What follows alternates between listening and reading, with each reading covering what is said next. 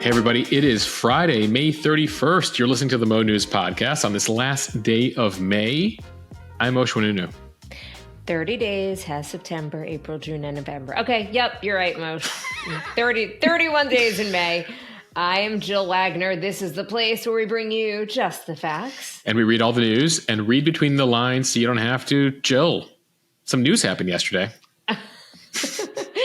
Just as we wrapped up our podcast and we thought we covered it all, we were good to go for the weekend. We tried to tape early on a Thursday, and the jurors, 12 jurors in New York, had other things in mind. Even Donald Trump, according to all accounts, thought that there was going to be no verdict until the very earliest Friday. The judge thought so. The judge was ready to go home for the day based on some questions, and then he comes back to the court. He's like, guys, actually, they say they have one.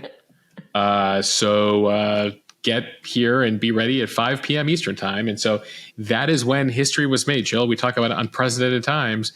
An unprecedented thing happened yesterday. All right, so let's get to the headlines. Donald Trump convicted of all 34 felony counts in New York, what the former president is saying, what happens next legally, and what it means politically now just 5 months before the presidential election. Some health news, why girls are getting their periods earlier and less regularly. Overseas, North Korea's trash is raining down onto South Korea, literally balloon by balloon. That means for their relationship. If you thought you had a bad neighbor, try living next to Kim Jong-un. And India may have recorded its hottest temperature ever amid a heat wave. Back here in the United States, some colleges are scrambling to get financial aid to students in time for them to make their decisions. And a story that you've really just got to see to believe. Some video shows a Michigan man joining a court hearing about driving with a suspended license. While he was driving with a suspended license, Moshe, the recordings from court, almost comical, including the judge's reaction. We'll have them. Yeah, the judge had to do a double take, being like, wait, what is this hearing for again? Are you serious? Anyway, the video incredible on our Instagram account. We'll try to do it justice here. Audio only. Plus, it is Friday. Cheers to the freaking weekend. But we are watching, reading, and eating. All right, Moshe, Manhattan jury found Donald Trump guilty on all 34 counts of falsifying business records that he faced in his New York hush money criminal trial. This makes Donald Trump the first U.S. president in history to be convicted of a felony.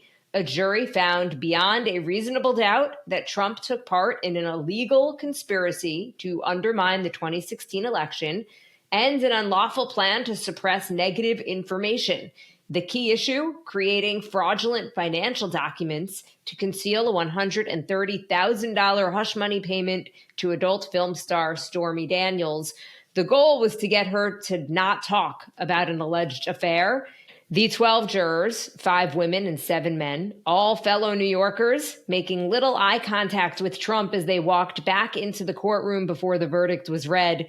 Typically, jurors don't want to look at defendants if they are about to announce a guilty verdict. And I guess that is especially true if it is a former president of the United States. Trump reportedly showing little emotion as that verdict was read. The judge thanked the jurors for their service. The jurors then left the courtroom and then reportedly went through great pains not to look at the former president once again. Not surprising, Trump spoke to reporters after the verdict, calling the trial a disgrace and rigged. This was a disgrace. This was a rigged trial by a conflicted judge who was corrupt. It's a rigged trial, a disgrace. They wouldn't give us a venue change. We were at 5% or 6% in this district, in this area. This was a rigged, disgraceful trial. But the real verdict is going to be November 5th by the people. And they know what happened here, and everybody knows what happened here. You have a Soros-backed DA and the whole thing. We didn't do a thing wrong. I'm a very innocent man. And it's okay. I'm fighting for our country. I'm fighting for our Constitution. Our whole country is being rigged right now. This was done by the Biden administration. in order to wound or hurt an opponent, a political opponent. And I think it's just a disgrace. And we'll keep fighting. We'll fight till the end and we'll win, because our country's gone to hell. We don't have the same country anymore. We have a divided mess. We're a nation in decline, serious decline. Millions and millions of people pouring into our country right now from prisons and from mental institutions, terrorists, and they're taking over our country. The bigger question, though, is now what? The judge, Juan Merchan, denied Trump's move for an acquittal of the charges and set a sentencing hearing for July 11th. Two questions that we've been getting a lot. Could Donald Trump go to jail? And does this mean that he can't run for president? So Trump was convicted on 34 counts, which means he could face a maximum of 4 years in prison for each count, totaling a maximum prison sentence of 136 years. But New York State caps prison sentences at 20 years for this type of offense. And typically judges would have these charges served concurrently, so that would be 4 years. That said, most analysts think it is pretty unlikely that Trump will spend any time behind bars. And that's because he doesn't have a criminal record and the charges against him are nonviolent felonies. Again, he'll be sentenced on July 11th. Perhaps he could get some type of probation or house arrest, which would coincide with the presidential campaign when he would want to be out campaigning. As for whether he can run for president, this does not disqualify him for running for president at all. It is not clear, though, what impact the guilty verdict is going to have on voters themselves. So, Jill, a lot to digest here. We have the legal impact and we have the political impact. So let's start on the legal front here. As you mentioned, Trump is appealing. There are multiple levels of appeal here in the New York system. It will most likely take months, probably almost a year or more, potentially, definitely past the election in November as he appeals the process. Remember, we've told you recently on a completely different wavelength about Harvey Weinstein, right, who was convicted, sentenced to prison, appealed, and a higher court in New York found that the judge in his case had allowed witnesses and testimony that should not have been allowed. And that'll actually be a bit of what the Trump team is arguing here in a completely different way. And by the way, it'll be the New York system, and then it could go all the way to the Supreme Court, U.S. Supreme Court, if necessary. And by the way, Trump might try to go directly to the Supreme Court and skip this whole rigmarole. But the Supreme Court's probably going to say, let it go through the New York system. Let us know if there's a thing at some point. So what will he be arguing on appeal here? Well, they're going to have to demonstrate that the judge here made significant errors in overseeing the case that prejudiced the jury. On appeal, Trump's lawyers are going to have a number of arguments. They've actually documented every time they objected to something and the judge overruled. They're going to look at all of those and say, maybe there's a case here for another judge to consider whether Merchan was right with his decisions. One of the key things they'll be looking at is Stormy Daniels' testimony about their alleged sexual encounter between Trump and Daniels in a Lake Tahoe hotel room that went into significant detail for the case in regards to whether he had sex with Daniels. They're going to argue that that testimony was unnecessary and prejudiced the jury. Now, I should mention, the judge in the courtroom did mention to Trump's lawyers, like, you guys aren't objecting enough here. Part of this is on you. At the same time, the judge has argued that Daniels' testimony was allowed because Trump's team was arguing that he never had sex with her. And so she had to lay out the basics of the encounter that then led to the hush money payment, that led to the reimbursement, that led to Trump falsifying documents. Basically, this encounter is the core of the case that eventually leads to criminality, right? The sex is not the crime, but the cover up and the changed documents was the issue. And her testimony went into detail, Jill. She describes Trump without clothing. She describes the fact that he didn't use a condom. She describes slapping his rear end with a magazine. All things the Trump team believes prejudice the jury in this case. So that'll be among the things they bring up on appeal in the coming months after the sentencing in July. They can also argue, and they will make the argument, that they believe Merchan wasn't fair. Now, it is documented that Juan Merchan, the judge, donated $15 to the Biden campaign back in 2020. But it was deemed so negligible, that amount $15, that he felt he didn't need to recuse himself from the case. We should also mention Mershon's daughter has worked for a Democratic political consulting firm. Now, that's something the Trump team will also bring up, showing bias on the part of the Mershon family. But a reminder here, it was not Mershon that convicted him, it was the jury. But they'll say that, effectively Mershon wasn't a fair actor here, right? Then they'll also argue that the gag order that Mershon imposed upon Trump, that he couldn't talk about the case, couldn't criticize people in the case, would technically violated Trump's rights. They can also argue that New York City was not a fair place for this case because it's a heavily Democratic town, so they had no chance of getting a fair, impartial jury. And so those are a few of the things that will likely be argued by the Trump team on appeal. Okay, so then that brings us to July 11th on the calendar. Jill, the sentencing date. Now, while you mentioned the vast majority of people believe it is unlikely he goes to jail because, again, he's not a previous criminal, this is a white-collar crime, it's a documents crime, etc. At the same time, key to the judge's decision on sentencing will be, does the defendant show remorse? Trump shows zero remorse in this case, right? He thinks this whole thing is BS. So that certainly doesn't work in his favor. Also not working in his favor is that he trashes the judge on a near daily basis. At campaign rallies, he violated the gag order 10 times. He trashed him outside the courthouse. He trashed him outside the courtroom yesterday, saying that, this is ridiculous. He shouldn't be on the case, etc. That doesn't help him. So will Mershon try to prove a point here? Will he sentence him to jail for a day? Will he sentence him to jail for a week? Just to make him see the inside of a jail cell. That is unclear, and that is on the judge to determine between now and July 11th. We should note, related to these types of crimes, Jill, who went to jail? Michael Cohen went to jail. Alan Weisselberg, the former CFO of Trump businesses on white-collar crime, went to jail, went to Rikers Island for a few months there. So not unprecedented, but, to all your questions about, what does it mean for the Secret Service? We've never seen this before. So we have no idea how that would go down. But that is certainly on Judge Mershon to determine over these next 6 weeks or so. The timing of July 11th is also key for political reasons, and let's go to politics now. July 11th is 4 days before the Republican National Convention begins in Milwaukee. So basically the nomination begins in the courtroom on July 11th through that weekend to the RNC. And to your questions, what does it mean for Nikki Haley, the RNC? Nothing. They're in it to win it with Trump. And you saw that minutes within the verdict there. You had House Speaker Mike Johnson calling this a shameful day in American history. The charges are political. J.D. Vance, the Ohio senator, saying this is a disgrace to the judicial system. The number 2 in the House, Steve Scalise, saying this is a defeat for Americans who believe in the critical legal tenet of justice is blind. Marco Rubio, Lindsey Graham, everyone questioning the entirety of the legal system over this. And so Republicans have rallied around him.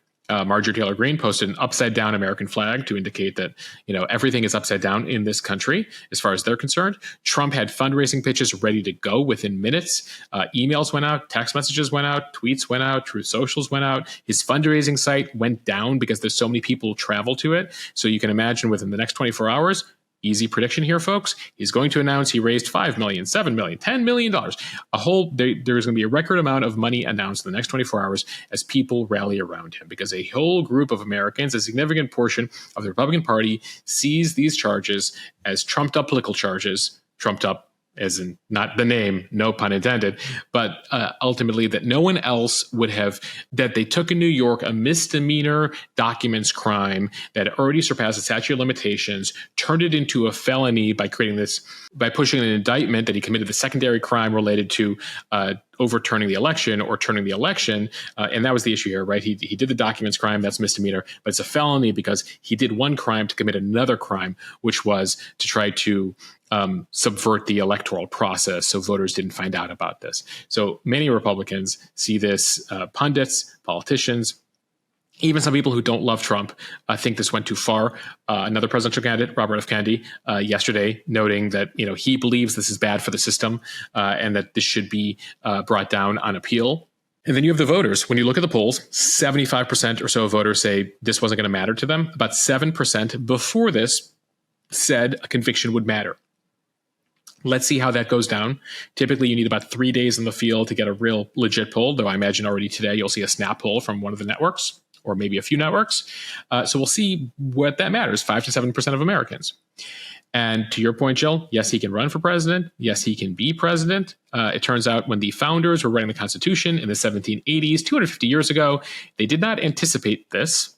and we didn't file any amendments to the Constitution in the last 250 years related to what happens if X. So there's only 2 rules to be president, and we remind you of them often. You have to be at least 35 years old, and you have to be a natural-born citizen of the United States. And a reminder, we still have 3 other criminal cases, but this is the one, along with Georgia, that if he is to win the presidency, it won't make a difference. He can't do anything about it because it's not a federal case. The other 2 are with the special counsel, Jack Smith. Right. The classified documents in Mar-a-Lago case and the January 6th election overturning case. Both of those, should Trump win and have, his own attorney general, he can kill those 2 cases. The Georgia case and this case are state cases, which means he doesn't have the power. I mean, I guess he could try to pardon himself, but ultimately they're state crimes, and they would have to figure that out at the Supreme Court. But again, those cases, none of them, for a variety of reasons, will look like they will be heard before Election Day. So this is the one case. And so we'll see what happens July 11th. One other question we're getting, Jill, is in regards to whether he can vote for himself as a convicted felon. It turns out that Florida voting law regarding felonies in other states goes as follows. They follow the other state rules. So it turns out, since this is a felony in New York, that New York recently changed the law, which allows convicted felons to vote as long as they're not in prison, which means then Florida would then allow Trump to vote in Florida since he's now a resident of Florida because he's not in jail. So unless he's in jail in New York, which that would be something through Election Day, he will have the chance to vote for himself in Florida. Now, things he can't do in New York. He will be able to vote in Florida, but things he can't do in New York as a convicted felon, should no court overturn the appeal. He cannot get a liquor license as a convicted felon. He can't get a realtor's license. He can't get a barber's license to open a barber shop. He cannot become a cop. He cannot serve on a jury, and he cannot be on a corporate board. Some of those, the liquor license, since he owns hotels, the corporate board, that's interesting. But he can't do any of that. He can't have a barber's license in New York, Jill, but the law says he can be the president of the United States of America. So I know we're not really supposed to opine, and I'm not asking you to opine, but are you surprised by the verdict and also by the quickness of the verdict? Listen, I think 2 days, 9 hours, unanimous on 34. I found it a bit surprising. I thought there'd at least be another day. I didn't know if they would actually do all 34. I was expecting that they would at least find him guilty on a couple of them, potentially. But I guess, come one, come all. They're just like, no, it feels right. They asked a question of the judge, Jill, that got me thinking differently yesterday morning. Before we knew they had a verdict. And they wanted the judge to remind them of his instructions. And that included a metaphor he had drawn about, the idea of beyond a reasonable doubt. And what he said was, this is an example of beyond a reasonable doubt. If you wake up in the morning and you walk outside and you see that the pavement is wet and the grass is wet, you can judge beyond a reasonable doubt that it rained overnight. Right? As long as there's no sprinklers, there's no other evidence of something else. And so clearly the jury was getting to beyond a reasonable doubt. And a couple of things they had them reread, in particular, the David Pecker testimony, David Pecker being the National Enquirer editor who testified, the former editor, who very early on testified that Trump, that he was Trump's protector on the election, that they were going to make sure he won the election. And Pecker was going to pay people off and do whatever it took to help him win the election. And he talked about a direct conversation with Trump. And that was key to the prosecution here, that, they were needing to prove that Trump was that Trump was directly involved in all of this. Well, the defense said, no, he's too busy for all of that stuff. He's a busy CEO. He's a billionaire. And what Pecker and what Cohen were saying was, no, he was involved in this stuff. Now, you can think what you can think about the crimes themselves and whether, it's fair that they went after Trump on this, but did they specifically go after Trump and they wouldn't go after other people, etc. But ultimately here, the prosecution was successful in convincing a jury pretty quickly on a pretty complex topic, which you and I have discussed this on the podcast, that there was beyond a reasonable doubt a crime committed here. And now what's interesting is it's up to the judge who, again, Trump criticizes on a near daily basis to determine his fate. All right, mark your calendars, July 11th. See you then. But no worries, the pod will be back on Monday. We won't wait until then for our next podcast. All right, time for the speed read, starting with some health news from the Washington Post. Girls' periods are starting sooner and more irregular than past generations. Girls in the U.S. are getting their periods earlier, and it is taking longer for them to become regular. This is according to a new study. The trend is especially pronounced among non-white participants and those who report lower socioeconomic status. Researchers from Harvard and the National Institute of Environmental Health Sciences surveyed more than 71,000 people born between 1950 and 2005, and they asked about when the women got their first period and when it became regular. The researchers found that women born between 1950 and 1969 got their period at around 12 and a half years old on average, but then jumped to the Gen Zers born between 2000 and 2005, and they got their first period when they were 11 years old on average. So that's nearly a year earlier. Within about 50 years, the study found that the rate of people getting a first period early or very early roughly doubled between the oldest and youngest generations. Research has shown that Black girls are more than twice as likely as white girls to start puberty earlier. And the study's lead author said that they also found that children are taking longer to start having regular periods. She said this is very concerning because irregular cycles are an important indicator of later in life adverse health events. She says it alarms us. We need to do more early counseling and intervention on irregular cycles among children and adolescents. Yeah, Jill, we've been hearing this more and more, especially, in some cases, some girls getting it in third grade, earlier and earlier. And according to the people who track all of this, the medical experts, the onset of puberty fuses growth plates, which means people who hit puberty earlier cannot reach their maximum genetic height. It can also elevate a woman's risk of cardiovascular diseases, breast cancer, depression, anxiety. Some recent research has found some links there. As far as why this is happening, there are a few suspects here, and ultimately they're continuing to do more research. Childhood obesity is one factor here. It's a risk factor for early puberty and appears to be a contributing factor here as more and more younger people, a higher percentage of them, have higher BMIs and higher obesity percentage rates. Another concern here is forever chemicals. We've talked about them, PFAS and other types of chemicals, microplastics, etc., that are being used in a variety of consumer products, are found in water and foods. They also believe that heavy metals, air pollutants are also some environmental factors here. They may contribute to all of this. So you have poor diet, you have stress, you have some of these environmental factors that are impacting the earlier onset of puberty. These studies' senior author noted that a healthy diet, exercise, adequate sleep are all important for girls of this age group. From the Associated Press, North Korea's trash rains down onto South Korea, balloon by balloon. We are talking manure, cigarette butts, scraps of cloth, waste batteries, even reportedly diapers. This week, North Korea floated hundreds of huge balloons to dump all of that trash across rival South Korea. It's an old-fashioned Cold War-style provocation that the country has rarely used in recent years.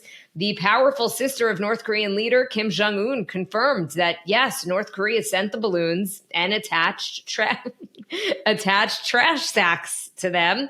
She said they were deployed to make good on her country's recent threat to scatter mounds of waste paper and filth in South Korea in response to the leafleting campaigns by South Korean activists. Experts say the balloon campaigning is meant to stoke a division in South Korea over its conservative government's hardline policy on North Korea.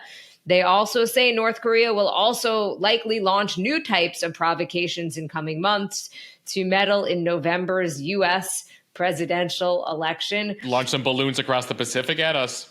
Moshe, as you said, I think at the beginning of this podcast, never complain about your neighbor again. If they're not sending balloons with dirty diapers over at your property, I think you're okay. Yeah, though this might inspire some people. Jill, you mentioned the leafleting campaign, and effectively this is a response because there have been a number of people, human rights activists, including a North Korean defector who came to South Korea, who sent 20 balloons full of 300,000 leaflets to North Korea condemning Kim Jong-un recently.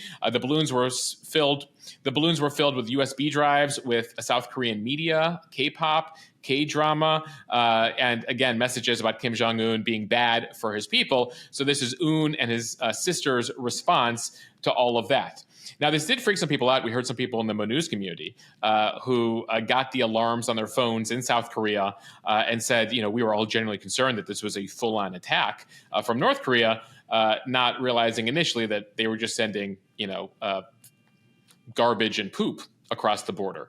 So the military quickly determined there was no apparent danger, though they did test the balloons for chemical, biological, radioactive substances. You have mentioned in the past, North Korea has done this in the past, and it has led to some damage in cars and other property in South Korea.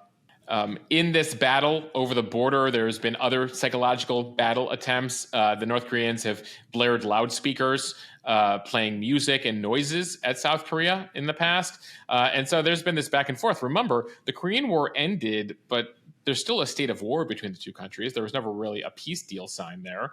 And so that is what we know.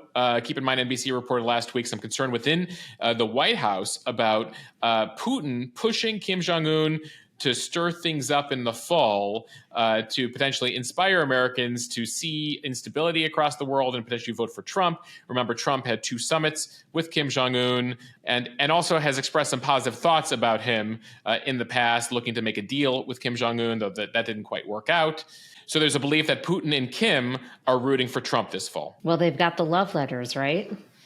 There were the letters exchanged between Trump and Kim back during that White House. From Reuters, India's weather department issued a red alert for several parts of the country's northwest, warning of a severe heat wave as parts of the capital, Delhi, recorded their highest temperature ever, 127 degrees Fahrenheit. That's about 53 degrees Celsius. A red alert implies a very high likelihood of people developing heat illness and heat stroke and calls for extreme care for vulnerable people. Yeah, right now, literally billions of people across Asia are grappling with the record heat. In neighboring Pakistan, they are recording temperatures of nearly 126 degrees, 52 Celsius, over across the border. Keep in mind, just Delhi alone, you're talking about almost 40 million people live in that larger metropolitan area. And so India is trying to cope with this. They are reminded and concerned and hopeful that this will not be a repeat of some of the heat waves in the early 90s that killed upwards of 24,000 people. Back then, areas that normally receive water supplies twice a day have now had their delivery cut to once a day.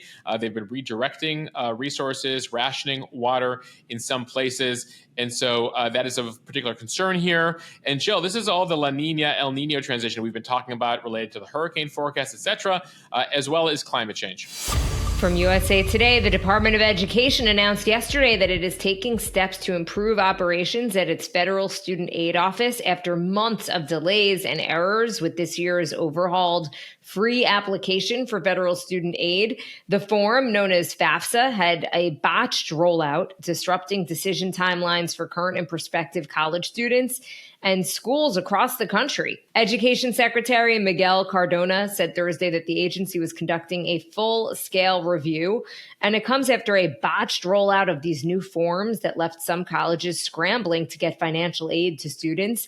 As the process for colleges to appeal government financial aid calculations remains in limbo, some low-income students enrolled in summer classes could fall through the cracks. This year, a congressional mandate to streamline the process of applying for college financial aid just threw the whole system into disarray. Yeah, the best intentions, Jill. The Congress put a mandate saying you got to update the forms, make things easier online, et cetera. And the rollout didn't quite work out. We've been hearing from a number of families that have been concerned and have been saying that this is impacting their decisions because kids are getting into certain schools and without knowing how much aid they're going to get, that limits your ability to say yes to certain schools, especially with the price tag of tuition that we've been talking about. So students across the country have been reporting widespread troubles filling out the FAFSA. The government botched crucial data that colleges needed to make aid offers. That situation has now improved over the last few months. But of course, deadlines have passed and a number of students across the country have had to make decisions while in limbo here. Now, federal student aid has processed all of the more than 10 million FAFSA forms that were submitted as of this week. After clearing its backlog, officials have tried to smooth out the process that pushed schools to delay financial aid offers. Students with the most need, of course, have been the most impacted. The disorder has forced schools, in some cases, to rely on their own systems to calculate costs. It's impacted how they're deciding Pell Grants, which is a need-based federal financial aid program. And so applications for the FAFSA are down 15% for the year still. Jill, it takes me back 25 years ago as I was applying to college. I needed the FAFSA, and I would not have been able to go to GW, which was my top choice at the time, if I didn't get federal financial aid. So, huge decisions that people have had to make while in limbo here. Okay, now to a story that you really cannot make up. This is from USA Today. A Michigan man was caught on video driving a car while virtually attending a Zoom court hearing about a suspended license. So Corey Harris, who's 44 years old, was attending a hearing earlier this month for charges related to an earlier arrest in Pittsfield Township, Michigan, about 5 miles south of Ann Arbor. Court records show that he was charged with driving with a suspended license in October of last year. Now, in a video that has since gone viral, a recording of the call shows Harris joining court while sitting in a moving car.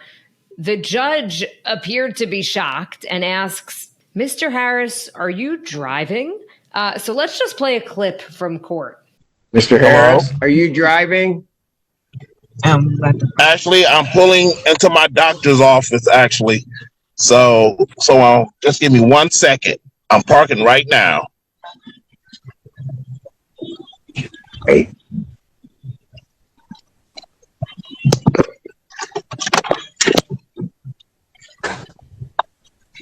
You stationary? I'm pulling in right now at this second. Yes, I am. So maybe I don't understand something. This is a driving while license suspended? That is correct, Your Honor. And he was just driving.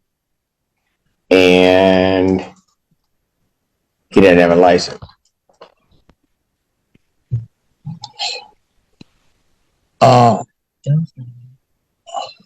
Is with the charges, Your Honor, yes. No, I'm looking at his record. He doesn't have a license. He's suspended and he's just driving. That is correct, Your Honor. And Moshe, at that point, Harris is kind of speechless. Well, it's almost like he didn't realize, like he was so oblivious. He's like, oh, hold on, let me just park here at the doctor's office. And they're like, this is a hearing about driving while on a suspended license, and you're driving. You can see on the face, and we have it posted on the Mo.news Instagram account, like, again, Harris was just like about his day, going to the doctor's office, like parking. He's like, yeah, I'll be with you in a second. And it totally lost on him the irony of the situation and, frankly, the stakes of the situation, Jill, because I imagine the judge ain't going to take too kindly to, what's your case? You literally were defying and doing the crime again during your hearing of all times, man. So the judge here, baffled and shocked. Harris's lawyer, you can hear there, asking for the case to be adjourned so they can figure out what to do next. The judge revoked his bond, ordered him to turn himself into jail that day. Beyond the suspended license, Jill, Michigan law does prohibit the use of cell phones and other electronic devices while driving. So on top of that, so he's scheduled to appear in court again next week, where Michigan has cameras in the courtroom. So we will bring you the follow-up, the exciting conclusion of why was Harris driving during this hearing, which he did not get a chance to explain during this hearing. You could just see him like initially shocked, then annoyed, then really upset, realizing what he had done. Okay, Moshe, it is Friday. Cheers to the freaking weekend. Time for what we are watching, reading, and eating. What are you watching? Jill, I know it came out a few weeks ago, but Jinx Part 2 on Max is out. So looking forward to catching up on that. Have heard some good things. And then, like you, I'm into this new Jim Henson doc on Disney+. Right. So it's called Jim Henson Idea Man. An award-winning director, Ron Howard, basically teamed up with Disney+ to tell the story of Jim Henson's impact on the industry and the world. It features interviews from Jim Henson himself and people who've been impacted by his work. And it really just gives an insightful look into his work and his life. Again, it's on Disney Plus. I'm very looking forward to it. Yeah, so Jim Henson, if you're not familiar, creator of Kermit the Frog, Fraggle Rock, Sesame Street, all the Muppets, many of them, those iconic characters, the vision of the puppeteer, Jim Henson. All right, Jill, what are we reading this week? Moshe, there was an article in the New York Times titled "PTSD has surged among college students. The prevalence of post-traumatic stress disorder among college students rose to 7.5% in 2022. That is more than double the rate 5 years earlier." Researchers are calling it shocking. One professor is attributing it to just broader societal stressors on college students, things like campus shootings, social unrest, and the sudden loss of loved ones from the pandemic. Jill, it's a really interesting topic because it's something we've discussed before, as to also a factor here could be just how much mental health is talked about these days, that they're reporting more because people feel more open sharing it. And at the same time, this open talk of mental health is leading to a lot of people thinking they have certain things. Right. There's that new book by Abigail Schreier, Bad Therapy, which is basically arguing that if you keep asking somebody about their trauma, they're going to think that they have trauma and they're never going to get over it. But controversial, but one piece, I think, of a much bigger problem. There's a larger conversation we're having right now about mental health in this country. Certainly a lot to work on. Moshe, what are you reading? Jill, there's a Wall Street Journal story about the state of the American workplace called The Loneliness of the American Worker.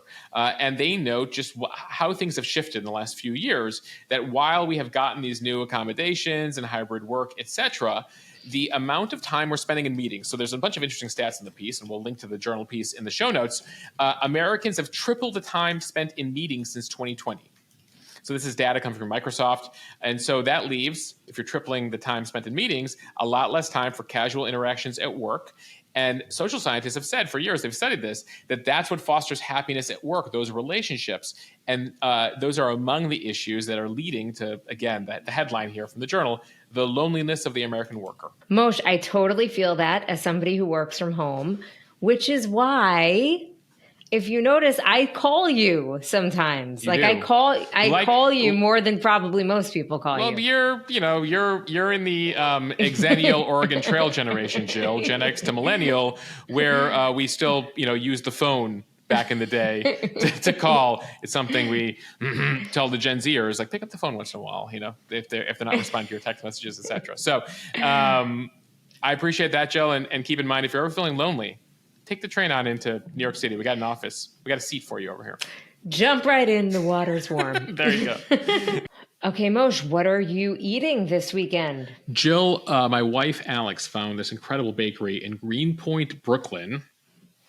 Greenpoint, of course she did. Yeah, Greenpoint next to Williamsburg. It's a completely different part of Brooklyn. I was not looking forward to it when we awoke. Well, baby wakes us up early, but it was 7-something in the morning on Memorial Day. And she's like, we have to go. There's a line probably there already. I'm like, it can't be worthwhile. It cannot be worth standing in line. Guess what? It was worth standing in line. Radio Bakery, awesome. They had a shakshuka focaccia. They had a chocolate peanut butter croissant. I mean, it was one of those days where I was like, I'll take one of these and one of these and one of these and one of these. And we had breakfast for 3 days, amazing pastries for 3 days. It's worth the wait. Radio Bakery in Greenpoint. If you're a New Yorker, head there. If you're a non-New Yorker and you come to New York, go there. Jill, what are you eating? I think I'm going to be checking out this restaurant. It's called Schultz's. It's in Bayville. A friend has described it to me as feeling like you're on Shelter Island, which I know, have taken a little trip to Shelter Island with Alex. Love Shelter Island. Without having to go to Shelter Island. It's only 25 minutes from my house. So always appreciate a good kind of waterfront or someplace near the water that makes you feel like you're on vacation. All right. So we went super local for our picks for eating this week. Sorry to all of you who aren't within a few miles of these places. But that's what we're eating. All right, everybody. It was a short week, but somehow still felt long with all this news. Thank you so much for listening to the Mo News podcast. If you like what you hear, please share this with your friends, subscribe, write us a recommendation. All of it helps. The reviews help. I appreciate all of you and your support. Come join Mo News Premium.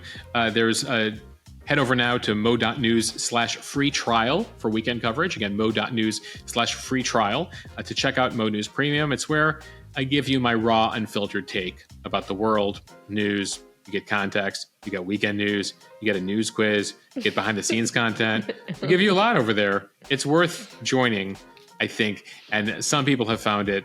They've told me, honestly, this includes my wife, I like the premium feed on Instagram more than the regular feed. Jill, I think you're in that club too. I was about to say, who else told you that? Yours truly. My I love the work premium wife, feed. my real life and my work wife. I love the premium feed. All right, everyone, have a wonderful weekend. We'll see you back here Monday.